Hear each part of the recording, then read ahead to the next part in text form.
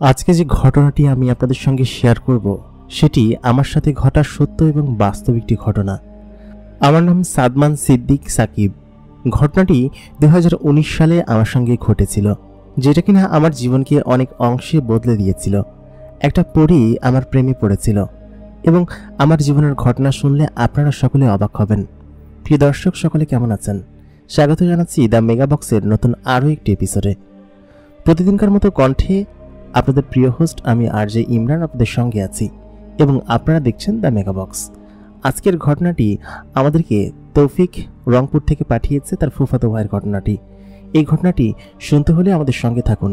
যারা এখন পর্যন্ত আমাদের চ্যানেলটিকে সাবস্ক্রাইব করেননি তারা এখনই সাবস্ক্রাইব করে রাখুন এবং পাশে থাকা বেল নোটিফিকেশনটি অন করে দিন।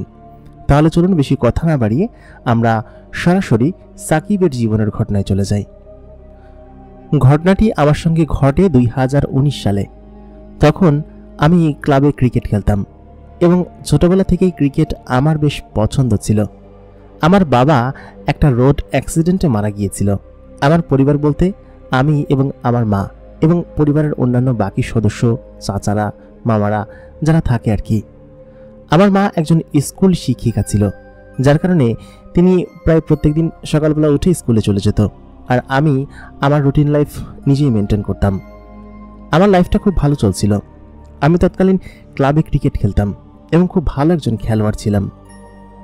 বাড়িতে থাকার সময়ে আমার মামাতো ভাই তৌফিক প্রায় দিনই আমাদের বাড়িতে বেড়াতে আসতো। ওদের বাড়ি থেকে আমাদের বাড়ি খুব বেশি দূরত্বে ছিল না। তৌফিক মাদ্রাসায় পড়াশোনা করত, এই কারণে মাদ্রাসার ছুটি পেলেই আমাদের বাড়িতে চলে আসতো। আর যখন আমার মামাতো ভাই আমাদের বাড়িতে আসতো তখন আমার যেন অন্যরকম সময় কাটত, কারণ এই সময়টাতে আমরা প্রায় রাত বেড়াতে এদিকে ওদিকে বাইরে বাইরে ঘুরে বেড়াতাম, যা কিনা আমাদের ভালো লাগতো। আর তৌফিক মূলত একজন হাফেজ ছিল, যার কারণে ও আসলে আমি রাত বেড়াতে বের হতে একটু সাহস পেতাম। মোটামুটি কায়দায় একা একা কখনো বের হতাম না, শুধুমাত্র তৌফিক আসলে বের হতাম।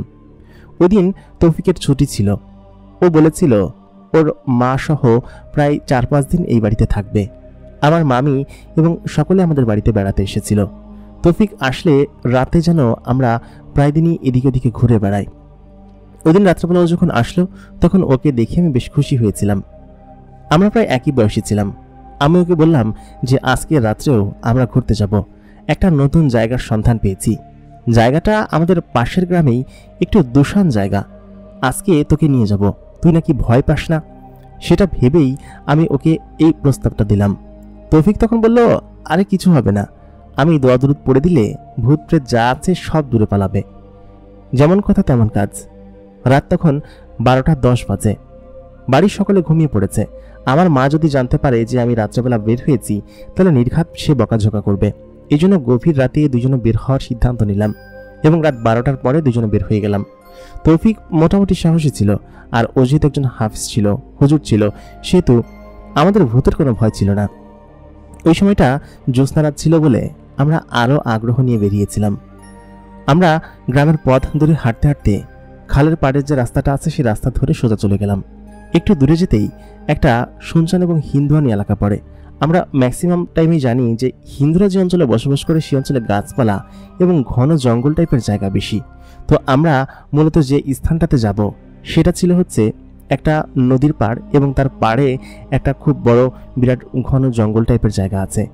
সেই জায়গায় আমরা যাওয়ার সিদ্ধান্ত নিয়েছিলাম। আর যেহেতু জ্যোৎস্না রাত ছিল, নির্দিষ্ট তেমন কোনো জায়গা ছিল না, সারা রাত ধরে হেঁটে বেড়াবো এরকমই সিদ্ধান্ত নিয়েছিলাম দুজনে। রাত্রেবেলা বের হয়ে আমরা সেই খালের পাড় ধরে হিন্দু পাড়া দিয়ে সেই কাঁচা রাস্তা ধরে ঘন জঙ্গল পেরিয়ে সেই স্থানে আমরা পৌঁছে গেলাম, যেই স্থানে মূলত রাত্রেবেলা কেউ যাওয়ার সাহস করে না। তৌফিককে সাহসী ভেবে আমি সাথে করে নিয়ে এসেছিলাম। অনেকটা দূর যেতেই খেয়াল করলাম যে জঙ্গলের ভেতর থেকে দুই জোড়া চোখ আমাদের দিকে এগিয়ে আসছে। জ্যোৎস্নার আলোতে তাদের চোখ দুটো দেখা যাচ্ছে। আমাদের হাতে একটা টর্চ লাইট ছিল। টর্চ লাইটটা মারতেই সেই চোখ দুটো একদম জলজল করে উঠল।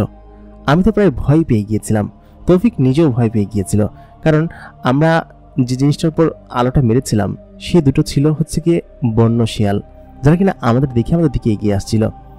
আমি তখন বললাম, ধুরো কি দেখে ভয় পেয়ে গিয়েছি। তৌফিক বলল কি যে এদিকে শিয়াল টিয়াল আছে হয়তো, চল আমরা সামনের দিকে যাই। একটু সামনে গেলে একটা মোড় আছে, ওই মোড়ের কাছে কয়েকটা মাদ্রাসা আছে, সেখানে গেলে মূলত আর কোনো সমস্যা হবে না। এই জায়গাটা একটু দূষণ, যার কারণে দিনের বেলাতেও আসতে হয়তো অনেকেই ভয় পায়। খুব ঘন জায়গা এবং খুব ঝিঝি পোকার আওয়াজ হচ্ছিল। আমি এবং তৌফিক সাথে সাথে একসাথে হাঁটছিলাম। আমার কেন যেন ভয় লাগছিল, কারণ জায়গাটা ছিল খুব শুনশান এবং নীরব, আর বাতাসে বাঁশের ঝাড়গুলো মরমর করে নড়ছিল, মনে হচ্ছিল উপরে কেউ বসে আছে। আমার খানিকটা ভয় লাগছিল। তৌফিকের সঙ্গে আমি সামনে এগিয়ে যেতেই খেয়াল করলাম সেই শিয়াল দুটোর মধ্যে থেকে একটা শিয়াল, তাকে দেখতে শিয়াল নাকি বিড়াল বোঝা যাচ্ছে না, তবে আমি লাইট মারতে খেয়াল করলাম একটা বিড়ালের অবয়ব, কিন্তু একটু আগেই তাকে শিয়ালের অবয়ব দেখেছিলাম। সে আমাদের পিছু নিচ্ছে এবং আমরা যে রাস্তা ধরে হেঁটে আসছি সেই রাস্তা ধরেই হেঁটে আসছে। রাস্তাটা ছিল বাঁশ ঝাড়ের রাস্তা, যার কারণে নিচে মরমর করে পাতার শব্দ হচ্ছিল। আমি এবং তৌফিক হেঁটে আসতে খেয়াল করলাম সেই জিনিসটা সেই পেছনে আর নেই। তারপর সামনে তাকাতে দেখলাম সেই জিনিসটা আমাদের সামনে দাঁড়িয়ে আছে এবং আমাদের দিকে খুব ভয়ঙ্কর দৃষ্টিতে তাকিয়ে আছে। জিনিসটার চোখ একদম লাল টকটকে হয়ে আছে। একটু আগে যখন লাইট মেরেছিলাম তখন সেই জিনিসটার চোখ এরকম ছিল না, এবং খানিকক্ষণ বাদে খেয়াল করলাম সেই জিনিসটা সামনে থেকে ডান সাইডে সরে গিয়েছে, এবং ভালো মতো লাইট মারতেই খেয়াল করলাম যে একটা ধবধবে সাদা বিড়াল, এবং সেই বিড়ালটার চোখটা কেমন যেন অন্যরকম নীল বর্ণের। একটু আগে ওই বিড়ালটার চোখ লাল বর্ণ ছিল এবং বিড়ালটা অন্য কোনো প্রাণী ছিল। তৌফিক তখন বলল, আরে এই যেখানে শুনশান এলাকা না, অনেক শিয়াল বা ওই ভোঁদর থাকতে পারে, ওইগুলো মনে হয় এখানে এসে এরকমটা করছে, আর এটা সত্যিকারের বিড়াল। বিড়ালটা তখন আমাদের পিছু পিছু আসতে শুরু করলো। তৌফিক তখন বলল কি যে, আরে ভয় পাওয়ার কোনো দরকার নেই, আমরা চলে এসেছি প্রায়। ওই দিন আমি কিঞ্চিত ভয় পেয়েছিলাম, কারণ যেসব জিনিসপাতি দেখতে পাচ্ছি, আর এই রাতে তৌফিকের সঙ্গে সাহস করে বের হওয়াটা আসলে উচিত হয়নি। আমাদের আসতে আসতে প্রায় 2:30 বেজে গেল। যে স্থানে আমরা আসতে চেয়েছিলাম ওই স্থান থেকে আমাদের বাড়িটা খুব বেশি দূরে না, তবে ওই স্থানটা নিরাপদ, এবং ওই স্থানের ওই পাশে একদম শুনশান ঘন জঙ্গল, যেখানে কিনা আমরা এইসব জিনিসের সাক্ষী হয়ে এসেছি। তৌফিক খানিকটা কাছে এসেই বলল কি যে আয়তাল কুরসি পড়ে নে, বাড়িতে যাওয়ার আগে আয়তাল কুরসি পড়ে নিলে ভালো হবে, এতে করে কোনো ভূত প্রেত আমাদের পেছন পেছন যাবে না। ওই বটগাছের আগে আসার আগ পর্যন্ত বিড়ালটা প্রায় আমাদের পেছন পেছন ছিল, কিন্তু বিড়ালটা ওইখান থেকে সরে গিয়েছে। আপনারা এখন আমার ছবি দেখলে হয়তো বুঝতে পারবেন, যেটা কিনা থাম্বনেইলে দেওয়া আছে। এই ছবিটা এখন দেখে বুঝতে পারবেন যে আমি কিরকম সুন্দর এবং সুদর্শন ছিলাম। তো ঘটনাটা যখন ঘটেছিল তখন আমি বেশ সুদর্শন ছিলাম, সেই জন্য কিনা জানি না তৌফিককে এরকমভাবে জিনিসটা তাড়া করেনি, কিন্তু পরবর্তীতে আমাকে তাড়া করে নিয়ে বেরিয়েছিল। হয়তো আমি তৌফিকের সাথে থেকে বেশি সুন্দর এই জন্য। তারপর আমি এবং তৌফিক ওই রাতে বাড়িতে চলে আসলাম। বাড়িতে আসার পর আমরা ফজরের খানিকক্ষণ আগে আগে বাড়িতে ঢুকে ঘুমিয়ে পড়লাম। সকাল হতে অনেক দেরি হলো, কারণ হচ্ছে ঘুম থেকে উঠতে দেরি হওয়ার কারণ আছে, কালকে অনেক দেরি করে ঘুমিয়েছি এজন্যই। ঘুম থেকে আমার মা এবং মামি দুজনে ডেকে উঠলো, বলে কি যত বেলা করে ঘুমোস। ঘুম থেকে উঠে তারপর আমরা আবার সারাদিন যা যা করি সেগুলো করে বেড়ালাম, আশেপাশে ঘুরে বেড়ালাম, তারপর ক্লাবে গেলাম। তো এরকম করে 2-3 দিন আমাদের ওরকমভাবে কেটে গেল। এর পরের দিন রাত্রেবেলা আমরা বের হইনি, কিন্তু তৃতীয় দিন রাত্রেবেলা, যেদিন হচ্ছে গিয়ে তৌফিকের তৃতীয় দিন এসেছিল এখানে, ভেবেছিলাম যে আমরা আজকে রাত্রেবেলা বের হব, তবে বেশি দূরে যাব না। তাই বলে আমি এবং তৌফিক ঠিক 12:30টার দিকে বের হলাম, কারণ সকলে না ঘুমালে আমরা বাড়ি থেকে বের হতে পারবো না। আমি তখন তৌফিকের সঙ্গে করে আমাদের বাড়ির পাশে একটা খাল ছিল, যে খাল প্রথম দিন আমি পার হয়েছিলাম। খাল পাড়টা খুব সুন্দর লাগে, আর জ্যোৎস্না যেহেতু আকাশে পূর্ণ, সেহেতু আমরা ভাবলাম খালপাড়ের ওদিকে যাব না। বাড়ি থেকে খালপাড়টা খুব বেশি দূরে না, হয়তো 400-500 মিটার দূরে হবে। খালপাড়ের ওইখানে একটা গাছ আছে এবং গাছের নিচে একটা মাচালি পাতা আছে, যে মাচালিটা আমরা রাত্রেবেলা প্রায় বন্ধুবান্ধব বসে থাকি। তো ওদিনকে আমি এবং তৌফিক বসেছিলাম রাত্রেবেলা, এবং আমরা দুজন বসে গল্প করছিলাম।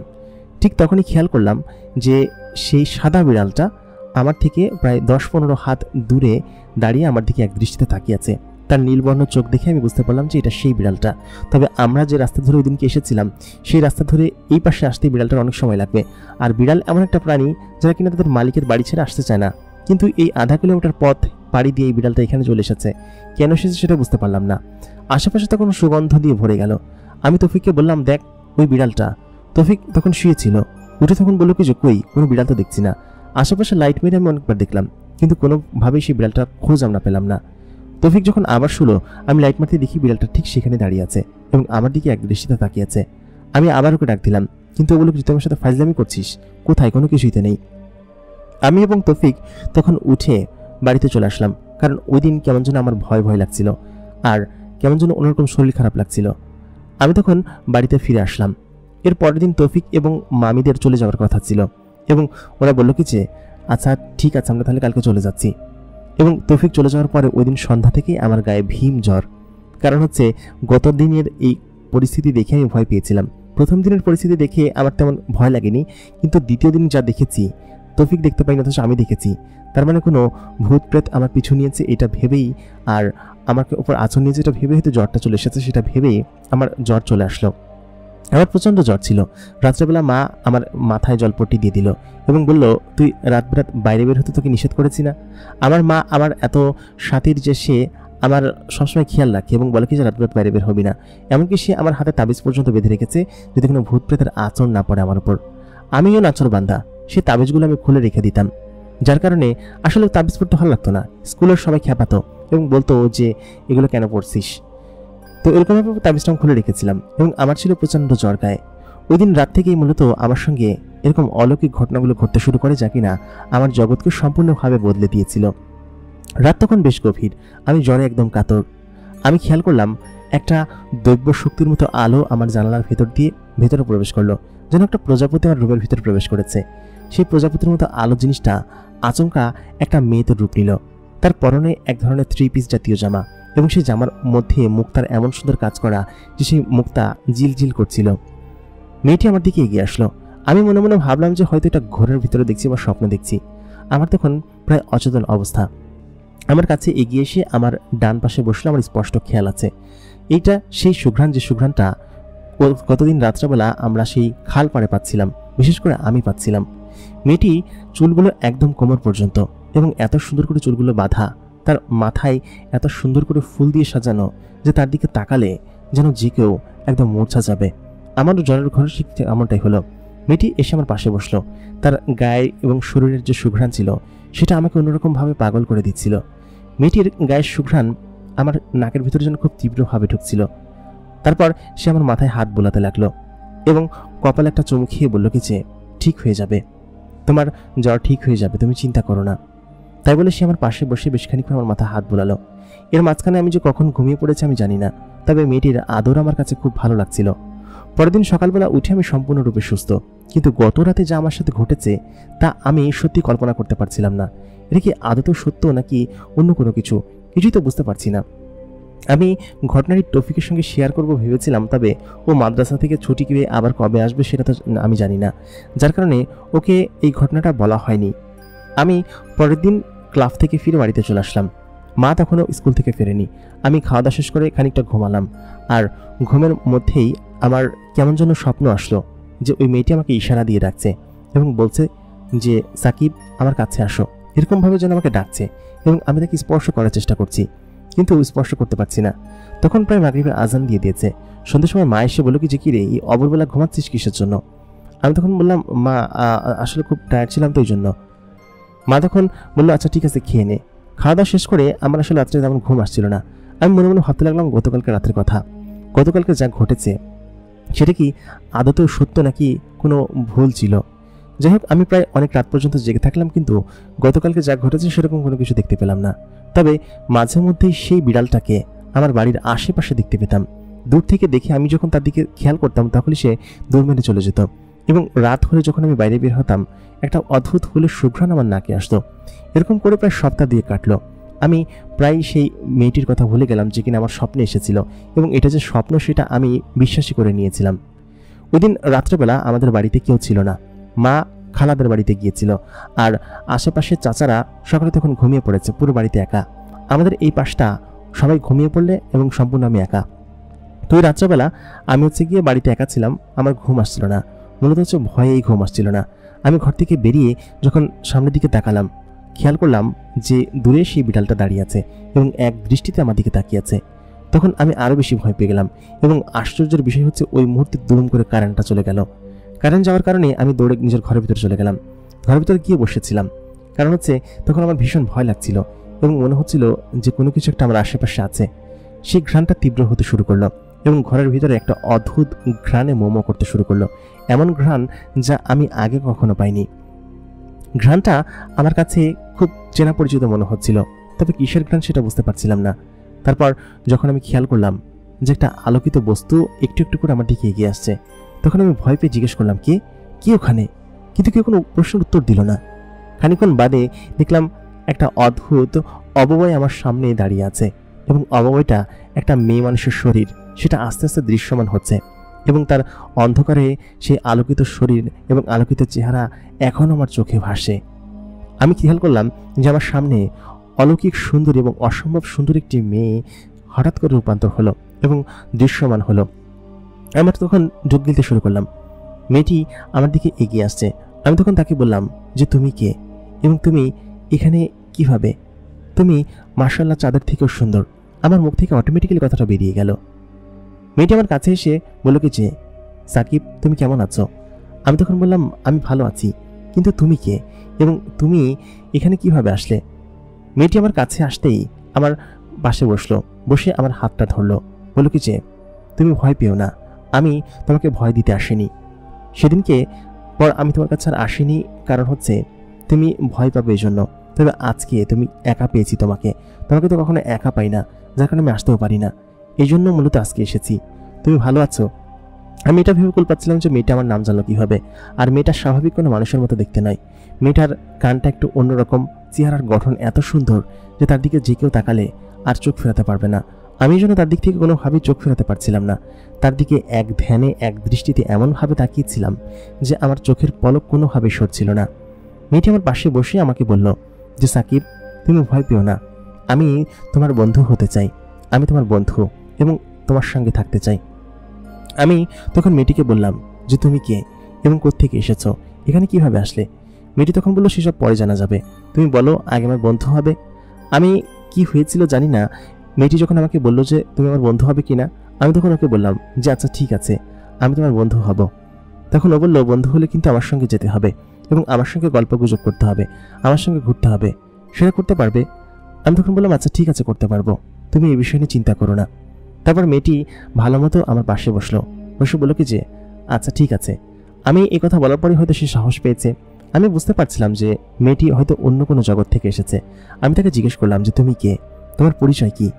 মেয়েটি তখন বলল আমার পরিচয় তোমার জানতে হবে না, আমি এই জগতের কেউ না, আমি ভিন্ন জগৎ থেকে এসেছি। আমি তখন বললাম তুমি আমাকে কেন আমার কাছে আসলে এবং আমার কাছে তুমি কি চাও? মেয়েটি তখন বলল আমি তোমার বন্ধুত্ব চাই এবং আমি একটা পরী, ভিন্ন জগৎ থেকে এসেছি, জিনেদের জগৎ থেকে। সেদিন যখন প্রথম তোমাকে দেখেছিলাম, প্রথম দেখেই তোমার প্রেমে পড়ে গিয়েছিলাম এবং তোমার মায়ায় পড়ে গিয়েছি, এই জন্য আমি তোমার পিছু নিয়েছি। আমি জানি না মেয়েটা কেন এসব কথা বলছিল এবং যাই বলছিল আমার কাছে খুব ভালো লাগছিল। আমি তখন বললাম আচ্ছা তুমি খুব সুন্দর তাই না?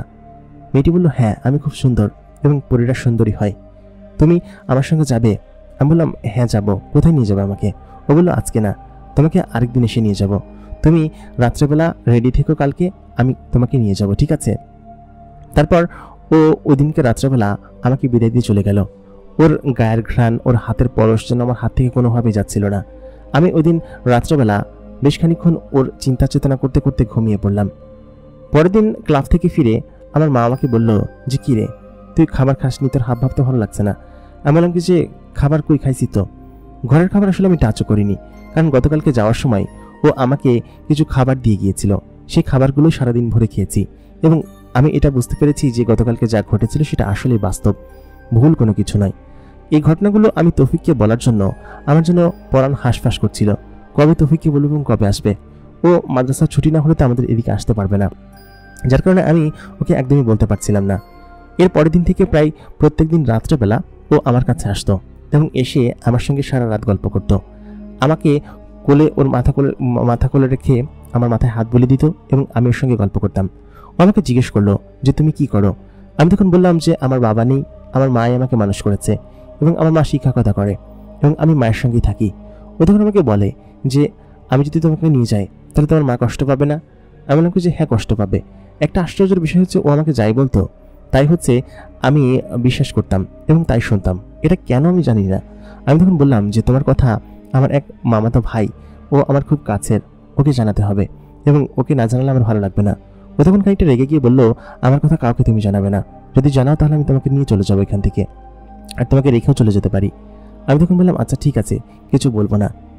তারপর ও ওদিনকে রাত্রেবেলা আমাকে নানান গল্প শোনাতে লাগলো, ওদের ওখানকার গল্প, এবং বললো কি যে তোমাকে আমি আমাদের এখানে নিয়ে যাব, আমাদের ওই জায়গা খুব সুন্দর। প্রায় প্রত্যেকদিন রাত্রেবেলা ও এসে আমার সঙ্গে গল্প করতো এবং আমি রাত্রেবেলা ওর কোলে মাথা রেখে গল্প করতাম এবং খুব মজা হতো। কারণ হচ্ছে কোনো সুন্দরী মেয়ে আমার নিজের কক্ষে আসছে, আর ওই সময়টাতে এমন বয়স ছিল যে কোনো মেয়ের প্রতি আকর্ষণ বোধ তো আমার খুব তীব্র ছিল। যে কোনো ছেলেরই থাকে, বয়ঃসন্ধিকাল থেকে একটু বেশি উপরে হলে যৌবন যখন আসে তখন যে কোনোভাবেই কারোর প্রতি প্রেমে পড়লে সেটা খুব তীব্রভাবে প্রকাশ পায়। আমারও ঠিক তেমনই পেয়েছিল। আমি তখন ওর সঙ্গে নিয়মিত রাত জেগে গল্প করতাম এবং খুব ভালো সময় আমার কাটতো। ও যখন আসতো তখন আমার জন্য নানান ধরনের খাবার, মিষ্টি, ফল এগুলো নিয়ে আসতো। বলতো কি যে তুমি যা খেতে চাও আমি তোমার জন্য তাই নিয়ে আসবো। একদিন সন্ধ্যাবেলা ও যখন আসলো তখন আমাদের বাড়িতে কেউ ছিল না। মা গিয়েছিল আমার যে চাচি ছিল সেই চাচির সঙ্গে একটু বাজারের দিকে। মা বলেছিল আসতে রাত হবে, যার কারণে পরিমেয়েটি আজকে রাত্রেবেলায় আমার কাছে তাড়াতাড়ি এসেছিল আর কি। তো ওই দিন রাত্রেবেলা আমার মা যখন বাড়িতে ঢুকলো তখন ও আচমকা আমার চোখের সামনে থেকে গায়েব হয়ে গেল। বলল কি যে তুমি আজকে ঘুমিয়ে না, কিন্তু আমি তোমাকে রাত্রেবেলা নিতে আসবো। আমি বললাম আচ্ছা ঠিক আছে। মা আমাকে খাবার টাবার খাইয়ে নিজের কক্ষে গিয়ে ঘুমালো। আমরা পাশাপাশি ঘরে ঘুমাতাম, মানে আমাদের একটা ঘরই ছিল এবং আমি এই পাশের ঘরে পরিমেয়েটার সঙ্গে গল্প করতাম। তো একদিন রাত্রেবেলা মা হচ্ছে কি টের পেয়ে গেল যে আমি রাত্রেবেলা জেগে থাকি, কথা বলি। তো কয়েকদিন আমাকে জিজ্ঞেস করেছে যে তুই রাত্রেবেলা জেগে কী করিস। তো আমি বলি কিছু মা আমি পড়াশোনা করি। তো মা প্রথমে বিশ্বাস করেছে, কিন্তু যখনই মা আমার ঘরের ভিতরে একটা অন্যরকম আওয়াজ পেয়েছে, বললো কি যে তোর ঘরে আরও কেউ আছে যে তোর সঙ্গে গল্প করে। তাই বললাম কী বলছো মা? আমি মাঝে মধ্যে নাটকের করি, নাটক দেখি না, সেগুলো করি। তো এই কথা আমার সেই পরিপ্রেমিকাকে মানে হচ্ছে ততদিনে ওর প্রতি আমার একটা অন্যরকম ফিলিংস বা ভালোবাসা চলে এসেছিল। তো সেহেতু ওকে আমি প্রেমিকা হিসেবে মেনেই নিয়েছিলাম। তো ও আমাকে তখন বলল কি আচ্ছা ঠিক আছে, এখন থেকে আমরা এখানে দেখা করবো না, অন্য কোনো জায়গায় দেখা করব। তো তারপর ওই দিন রাত্রেবেলা ও আমাকে ওইখান থেকে নিয়ে যায় এবং নিয়ে যায় ওদের অঞ্চলে, ওরা যেখানে থাকে সেই জায়গাটা আমাদের এখানকার জায়গার মতোই দেখতে, তবে একটু ভিন্ন রকম, যা কিনা আসলে আমি এখন বর্ণনা করছি না। তবে ও আমাকে ওদের ওখানে নিয়ে যেত এবং ওদের ওখানে ওর নিজস্ব বানানো ছোট ছোট ঘর ছিল, তারপর সেখানে বসার জায়গা ছিল, দোলনা ছিল, সেই দোলনায় বসে আমি গল্প করতাম, দোলনায় ওর কোলে মাথা রেখে আমরা দোল খেতাম। তো এরকম করে আমার সময় খুব ভালো কাটছিল। এত সময় ভালো কাটছিল যে আমি বলে বোঝাতে পারবো না। তবে আমার সময় ভালো কাটলেও আমার শরীর কেমন যেন আস্তে আস্তে নষ্ট হয়ে যাচ্ছিল, শরীরের ভিতরের সমস্ত কিছু আমি চিকন হয়ে যাচ্ছিলাম। তো মা বিষয়টা নোটিস করেছে, বলে কি যে তুই কী খাচ্ছিস, কোনো খাওয়া দাওয়া করিস না ঠিক মতো, তোর কী সমস্যা, আর রাত বেলাতে অনেক দেরি করে ঘুম থেকে উঠিস, স্কুলে যাচ্ছিস না ঠিক মতো, ক্লাবেও যাচ্ছিস না ঠিক মতো। আসলে সারাদিন রাত আমার ওর প্রতি মেতে থাকতে খুব ভালো লাগতো এবং ওর জন্য আমার খুব মায়া লাগতো সবসময়। তো মা যখন জানতে পারলো যে আমি রাত্রেবেলা জেগে থাকি, ঘুমাই না, আর ইদানিং দরজা লাগিয়েও ঘুমাই, আগে দরজা লাগিয়ে ঘুমাতাম না, তো এই কথা জানার পরে মা হচ্ছে কি আমার উপর একটু নজরদারি করতে শুরু করে। এবং আমি তো তখন পরিমেয়েটার সঙ্গে ওদের জগতে গিয়ে ওদের সঙ্গে থাকতাম, ওদের সঙ্গে খেতাম, ওদের সঙ্গে উঠা বসা করতাম, গল্প করতাম।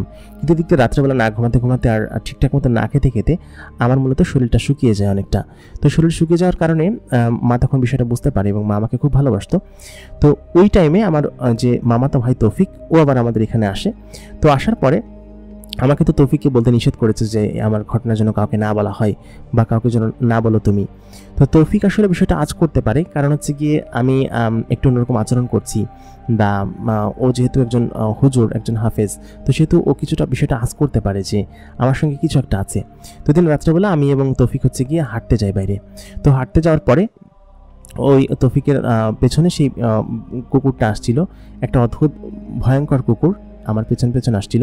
তো আমি তো দেখে বুঝতে পারছিলাম যে এটা হচ্ছে গিয়ে আমার সেই পরিপ্রেমিকা, কিন্তু তৌফিক সেটাকে কুকুর হিসেবে দেখছিল এবং আমিও একটা হিংস্র কুকুর হিসেবে দেখছিলাম, কারণ তৌফিককে দেখেও খুব একটা খুশি হয়নি, একটু রেগেছিল আর কি।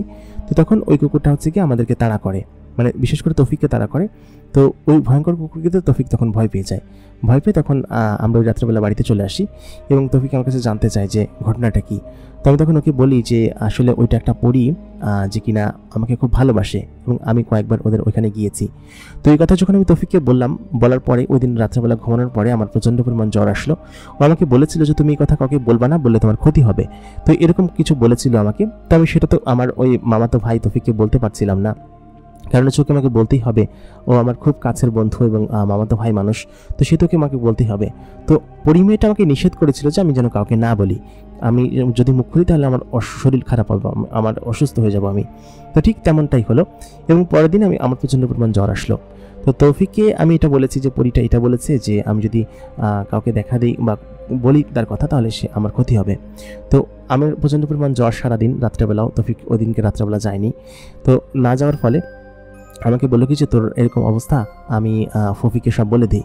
তো আমি বললাম কি যে না বলিস না, বললে হয়তো আমারও ক্ষতি করবে, আর মেয়েটা হয়তো আমার ভালো চায় না, এই জন্য এমনটা করেছে। তো ওই রাত্রেবেলা তৌফিক হয়তো চলে যায়, এবং যাওয়ার পর আমি ওই রাত্রে প্রচণ্ড পরিমাণ জ্বরে ভুগি। তো প্রচণ্ড পরিমাণ শরীর খারাপ ছিল। ওই রাত্রেবেলা মেয়েটা আমার কাছে আসেনি, আমার প্রচণ্ড পরিমাণ খারাপ লাগছিল। পরের দিন সন্ধ্যার পরপর আমি হচ্ছে গিয়ে শুয়েছিলাম। তো তখন মা আমাকে এসে বললো কি যে কী রে, তোর এরকম জ্বর হয়েছে, এত পরিমাণ জ্বর, কোনো ডাক্তারও কোনো কিছু করতে পারছে না, তুই কি বাইরে কোনো কোথাও গিয়েছিলি কিনা? তো আমি তখন মাকে বলে দিই যে মা আমি তৌফিকের সঙ্গে বাইরে গিয়েছিলাম। মা আমাকে ইনকোয়ারি করে, এবং আমি এটা বলেছি যে আগেও আমি তৌফিকের সঙ্গে বাইরে গিয়েছিলাম। তো মা মূলত আমাকে ইমোশনাল টর্চার করে, এই জন্য আমি বলে ফেলি। তো এটা বলার কারণে যেটা হয়েছে যে মা আসলে বিষয়টা বুঝতে পারে যে নিশ্চয়ই কোনো খারাপ জিনিস আমার উপর আচর করেছে। মা এইসব জিনিস আবার খুব বিশ্বাস করে যে কোনো খারাপ জিনিস আছে। তো এই জিনিসগুলো আমার উপর আচর করেছে, সেটা মা কীভাবে বুঝলো আমি জানি না। তবে ওই দিন রাত্রেবেলা যখন আমি শুয়েছিলাম, ওই পরীটা আমার কাছে আসলো, এসে তখন আমাকে বললো যে তুই বললি কিসের জন্য সকলকে, তোর মাকেও বললি, তোর মামাতো ভাইকে বললি, আমি বলতে নিষেধ করেছিলাম না? তো আমি তখন বললাম যে ওদের কাছ থেকে আমি লুকাবো কীভাবে, আমি মাকে বলিনি, আমি শুধু বলেছি যে আমি বাইরে গিয়েছিলাম। তুমি কি মারও ক্ষতি করবে? ও তখন বললো আমি তোর মার ক্ষতি করবো কিসের জন্য, আর তোকে ক্ষতি করে আমার লাভ কি, তোর জন্য আমার খুব খারাপ লাগে, খুব পরাণ পড়ে। এই জন্য সে কী করলো, তখন আমার মাথায় হাত বোলাতে শুরু করলো এবং আমার কপালে চুমু খেলো এবং আমাকে আদর করতে শুরু করলো। বেশ খানিক্ষণ পর আমি খানিকটা সুস্থ স্বাভাবিক অনুভব করলাম নিজেকে, কারণ আমি বুঝতে পেরেছিলাম যেটা ওরই আচর ছিল এবং ও এই জ্বরটা আমাকে দিয়েছে, এবং এই কারণেই মূলত আমি অসুস্থ ছিলাম। দুদিন রাত্রেবেলা আমার সঙ্গে ছিল এবং আমার সঙ্গে গল্প করছে সারা রাত ভরে। তো মা তো বিষয়টা আন্দাজ করতে পেরেছে এবং আমি রাত্রেবেলা কার সঙ্গে গল্প করছি এটা মা আবার আমাদের যে বেড়া ছিল সেই বেড়াটির ফাঁক দিয়ে দেখে ফেললো আর কি। বেড়ার ফাঁক দিয়ে দেখে বুঝতে পারলো যে আমি রাত্রেবেলা কারোর সঙ্গে আলাপ করছি কিন্তু কাউকে দেখা যাচ্ছে না। কি আশ্চর্য বিষয়! তো মা তখন ওই রাত্রেবেলা এটা জিনিসটা দেখে এবং মা আসলে বুঝতে পারে যে আমার সঙ্গে কোনো কিছু একটা ঘটেছে, কারণ আমি শুকিয়ে যাচ্ছি, আমার জ্বর হচ্ছে, আমি আবার রাত্রেবেলা কার সঙ্গে কথা বলছি, আমার মা কয়েকদিন দেখেছে, কিন্তু এটা তো ভালো কোনো বিষয় না। তো পরের দিন সকালবেলা আমার মা হচ্ছে কি আমার মামাকে ডাকে। আমার 3 মামা ছিল, সেই 3 মামার মধ্যে একজন হচ্ছে গিয়ে তৌফিকের আব্বা, তো ডাকে। তো আরেক মামা ছিল হচ্ছে হুজুর এবং এইসব ঝাড়ফুঁক করে এবং সে একজন বড় আলেম। তো সেই বিষয়গুলো সম্পর্কে খুব ভালোভাবে জানে যে কোনো ঝাড়ফুঁকে কোনো সমস্যা হলো কিনা বা কেউ কোনো কিছুতে আচর করেছে কিনা। তো তখন আমার মামা এবং মা এবং চাচারা ধরে আমাকে হচ্ছে গিয়ে নিয়ে যায়। তৌফিকের আব্বা এসেছিল আমাকে নিয়ে যেতে। তো আমি তো কোনোভাবেই যাবো না, আমার শরীরে প্রায় 4-5 জনের সমান শক্তি, আমি তো সকলকে প্রায় টেনে হিঁচড়ে ফেলে দিচ্ছি, এরকম একটা অবস্থা। তো আমাকে যখন জোর জবরদস্তি করে নিয়ে গেল মামা বাড়িতে। তো মামা বাড়িতে নিয়ে যাওয়ার পরে আমার যেই মামা ছিল সেই মামাটা হচ্ছে গিয়ে আসলো বিকেলের দিকে। তো বিকেলের দিকে আসার পর আমার মামা আমাকে দেখে বললো কি যে ওর ঘাড়ে একটা জিন আছে, একটা মেয়ে জিন আছে যে কিনা ওকে নিয়ে যেতে চায় এবং ওকে ভালোবাসে, ওকে পছন্দ করে এবং ওর সঙ্গে অনেক দিন যাবত আছে, নিয়ে যেতে চায়। তো আমার তো তখন প্রায় হিতাহিত জ্ঞান নেই, আমি তো ওদের কথা কারোর কথা শুনবই না। আমি বলছি যে আমাকে এখানে কেন নিয়ে আসছিস তোরা, আমাকে দ্রুত এখান থেকে দিয়ে আয়, আমি বাড়িতে যাব, এরকম করে সকলকে বলতে লাগলাম। তো কেউই আমার কথা বিশ্বাস করছিল না এবং আমার মামা তখন বললো কি যে আজকে রাত্রেবেলা এখানে থাকতে হবে এবং এই পরীটাকে যদি দাঁড়াতে হয় পরীটার কাছে থেকে শুনতে হবে যে ও যেতে চায় কিনা, যদি না যেতে চায় তাহলে অন্য কোনো ব্যবস্থা আমরা করব এবং সেটা কি করা যায় সেটা আমরা ভালো মতো দেখবো। তো ওই দিন রাত্রেবেলা আমরা ওইখানে ছিলাম, মামা এবং তার আরও কয়েকজন হুজুর সাগরেদ সাথে করে হচ্ছে কি আমাদের মামার বাড়িতে আসে। তো দিন তৌফিকও ছিল, ও আমার এই ঘটনা শুনে চলে এসেছে। আর মামারা তো ওকে বকাঝকা করছে যে তুই কেন ওকে এরকমভাবে নিয়ে গেছিলি। তো ওইটা পরবর্তীতে অনেক বকাঝকা করছে ওকে। তো ওই দিন রাত্রেবেলা আমাকে হচ্ছে কি একটা জায়গায় বসানো হয়। তো স্বাভাবিকভাবে পরীটা আমার কাছে না আসতে পেরে নিশ্চয়ই কোনো কিছু খারাপ কোনো কিছু করবে, তো ঠিক তেমনটাই করলো। ওই বাড়িতে ঢুকতে না পেরে সে বাড়ির আশেপাশের গাছের ডাল ভাঙতে লাগলো, এটা ওটা করতে লাগলো। তো আমার মামা তো মূলত ওকে ঢুকতে দেওয়ার জন্যই প্রস্তুত ছিল, শুধুমাত্র সুযোগ খুঁজছিল। বেশ খানিক্ষণ পর ওই পথ খুলে দিল আসার। তো পরীটা তখন আসলো, এসে সঙ্গে সঙ্গে আমার পাশে বসলো এবং আমি তখন তাকে দেখতে পাচ্ছিলাম। আমি তার হাত শক্ত করে ধরলাম, ধরে আমি তখন ওকে বললাম যে তুমি আমাকে এদের কাছ থেকে নিয়ে যাও, আমি এদের কাছে থাকবো না, আমাকে অন্য কোনো জায়গায় নিয়ে যাও, আমি তোমাকে ভালোবাসি, তোমাকে পছন্দ করি। তো আদৌ তো সত্যি যে পরীটাকে আমি খুব ভালোবাসতাম এবং ও আমাকে খুব ভালোবাসতো, এখনও আমার খুব মনে পড়ার কথা, খুব ভালো লাগে ওকে। এবং এত সুন্দরী একটা মেয়ে যে কিনা আমার সম্পূর্ণ জীবনটাকে উলটপালট করেছে নাকি চেঞ্জ করেছে আমি বলতে পারবো না। তো পরিমেয়েটাকে তখন আমার মা বেঁধে ফেলে এক প্রকার মন্ত্র দিয়ে বেঁধে ফেলে। তো বেঁধে ফেলে বলে কি যে তুই ওর ঘাড়ে কেন ভর করেছিস এবং ওকে তুই কিভাবে পেলি, ওর সন্ধান কিভাবে পেলি। তো তখন ওই পরী মেয়েটা ও তখন বললো কি যে ওর সন্ধান যেভাবে পেয়েছি আমি তোকে কেন বলবো, আমি ওকে নিয়ে যাব, ওকে নিয়ে যেতে দে, যদি না নিয়ে যেতে চাস তাহলে কিন্তু তোদের ক্ষতি করব এবং আমি সমস্ত জায়গায় তাণ্ডব চালাবো, তোদের কাউকে আমি ভালো থাকতে দিব না। তো এইসব কথা বলে। তো আমার মামা তখন বলে কি যে তোর সব হুমকি ধামকিতে আমি ভয় পাই না, কেন ওকে ওর উপর ভর করেছিস এবং কীভাবে ওকে দেখেছিস সেগুলো বল তুই। তো আমার মামা তখন একটু দদরপুরের উপর যখন ফুক ফাঁকড়া দেয় তখন ওর একটু কষ্ট হয়। তো ও তখন বলে কি যে আমি বলতেছি সমস্ত কিছু। তো ও তখন বলে যে আমরা সাধারণত পূর্ণিমা রাতগুলোতে বাইরে বের হই এবং বাইরে বের হয়ে আমরা বাইরের পরিবেশ সৌন্দর্যগুলো দেখতে থাকি, এগুলো আমাদের কাছে খুব ভালো লাগে। আমরা বিশেষ করে পরী মেয়েরা যারা আছে তারা বের হই, জিনরা সবসময় থাকে কিন্তু আমরা পরীরা বিশেষ করে রাত্রেবেলা বের হই। তো আমরা যখন বের হলাম ওই রাতে, তো আমরা বিশেষ করে বেশিরভাগ ঝোপঝাড় যেখানে মানুষের বসবাস নেই এবং ঘন জঙ্গল টাইপের এই সমস্ত জায়গায় বসে থাকতে পছন্দ করি। তো ওই দিন রাত্রেবেলা তখন পুরো পূর্ণিমা রাত ছিল। তো সে পুরো পূর্ণিমার রাতের ভিতরে আমরা খেয়াল করলাম যে দুইটা ছেলে আমাদের নিচ দিয়ে, মানে আমরা যেখানে বসেছিলাম নিচ দিয়ে এগিয়ে যাচ্ছে। তো আমি এবং আমার কয়েকজন বান্ধবী সেখানে বসেছিলাম। তো ওই মুহূর্তে আমি হচ্ছে সাকিবকে দেখি। তো সাকিব এবং আরেকটা ছেলে ছিল, ওই ছেলের সঙ্গে আমাদের দেখা হয়। তো আমি হচ্ছে গিয়ে প্রথমে ওদেরকে ফলো করি এবং ফলো করে বেশ খানিকক্ষণ দেখি, কিন্তু ওদের মধ্যে থেকে একটা ছেলে ছিল যার শরীরে কিনা একটা রক্ষা কবচ ছিল। সেই রক্ষা কবচের কারণে ওই ছেলেটার কাছাকাছি আমরা যেতে পারছিলাম না। আর সাকিব তখন ওই ছেলেটার কাছাকাছি ছিল, যার কারণে আমরা ওর কাছে যেতে পারছিলাম না, দূর থেকে আমি ওকে দেখছিলাম। তো প্রথম দেখাতেই আমার সাকিবকে খুব ভালো লেগেছে, কারণ ও খুবই ভদ্রজাচিত ছেলে এবং ওর প্রতি আমার একটা মায়া চলে আসে। তো আমার অন্যান্য বান্ধবীরা যারা ছিল ওরা তখন বলে কি যে যাস না। তো আমি তো ওর মায়ে পড়ে গিয়েছিলাম প্রথম দিন। তো আমি ওর পিছু নেই এবং দেখি যে ও কোনখানে থাকে। তো মূলত ওই ছেলেটা থাকার কারণে আমরা ওর কাছাকাছি যেতে পারিনি প্রথম দিন, এবং আমি পরবর্তীতে টার্গেট করে রাখি যে ওর কাছাকাছি আমাকে যেতেই হবে, যেভাবে আমি সুযোগ খুঁজতে থাকি। এবং পরের দিন ওরা আবার বের হয় এবং বের হওয়ার পরে আবার ওই ছেলেটাকে নিয়ে সাথে করে বের হয়, যার কারণে আমি ওর কাছাকাছি যেতে পারিনি। এবং ওই দিনকে আমি ওর প্রতি একটা অন্যরকম মায়া কাজ করছিল এবং ও ভয় পেয়ে ওর শরীরের ভিতরে এক ধরনের জ্বর চলে এসেছিল ভয়ে।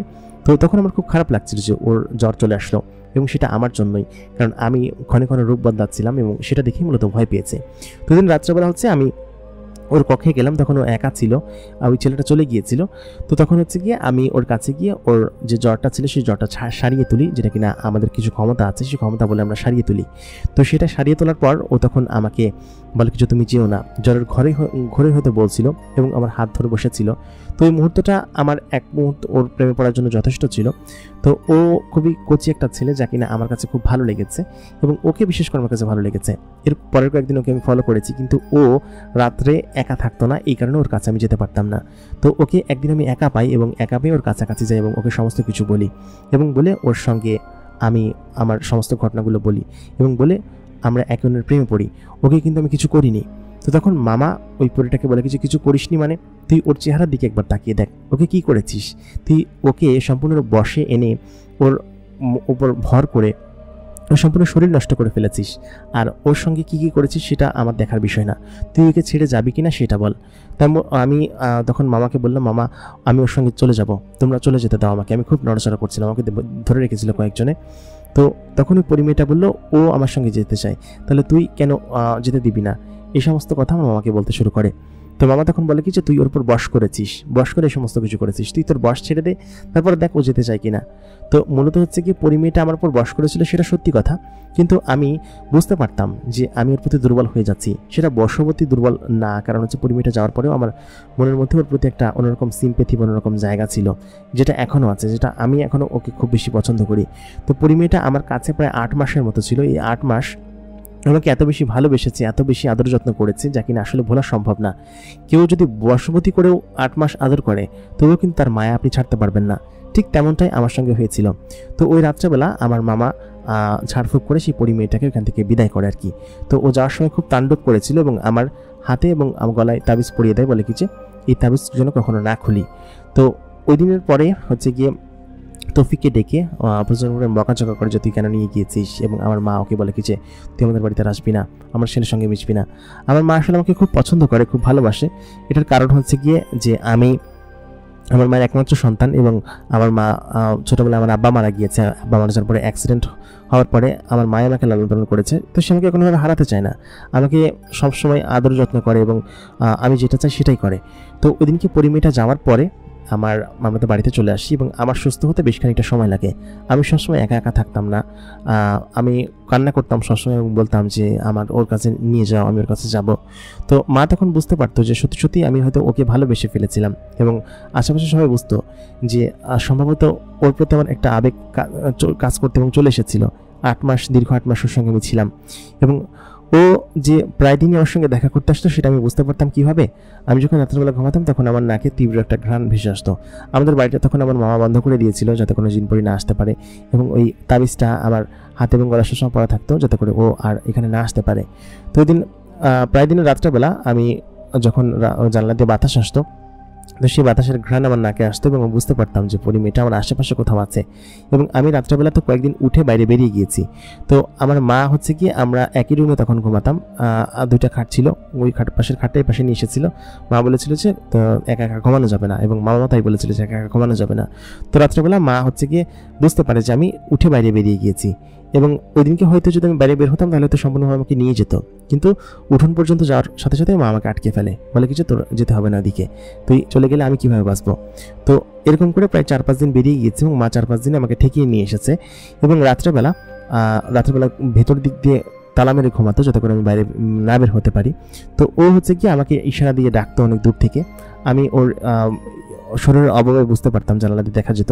আমি অসংখ্য দিন কান্না করেছি ওর জন্য এবং এরকম করে প্রায় মাঝখানে 4 বছর সময় কেটেছে এবং 4 বছর পরে আমি আসলে তখন কিছুটা স্বাভাবিক হয়ে আমার মা আমাকে আসলে ব্ল্যাকমেল করে যে তুই যদি চলে যাস তাহলে আমি কাকে নিয়ে বাঁচবো।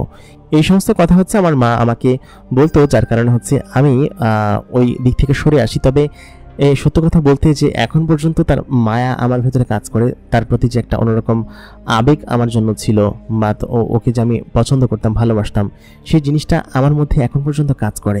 যে ও আমার কাছে হয়তো এখন আর আসে না, ও চিরদিনের জন্য হয়তো আমার কাছ থেকে বিদায় নিয়েছে, অনেক বছর ওকে দেখি না। প্রথম কয়েকদিন আমার কাছে এসেছিল যখন দেখলো যে আমি যাচ্ছি না, হয়তো এই কারণে সে এখান থেকে চলে গিয়েছে। তো আমার জীবনে এগুলো বাদেও আরও বেশ কিছু জিনের ঘটনা আছে যেগুলো কিনা আমার সঙ্গে ঘটেছে, কিন্তু এই ঘটনাটি আমার জীবনকে সবথেকে বেশি নাড়িয়ে দিয়েছে, যেটা কিনা এখন পর্যন্ত আমি বয়ে নিয়ে বেড়াই, যা কিনা আমার হয়তো এরকমভাবে ভালো লাগে না মাঝে মধ্যে মনে পড়লে। পরিমেয়টা আসলেও খুব সুন্দর ছিল এবং পরিদের ভালোবাসা এত চমৎকার হয় যেটা একবার যে পেয়েছে সে আসলে বুঝতে পারবে। তো আমি হয়তো আনলাকি যে যেটা পেয়েও আমি হারিয়ে ফেললাম।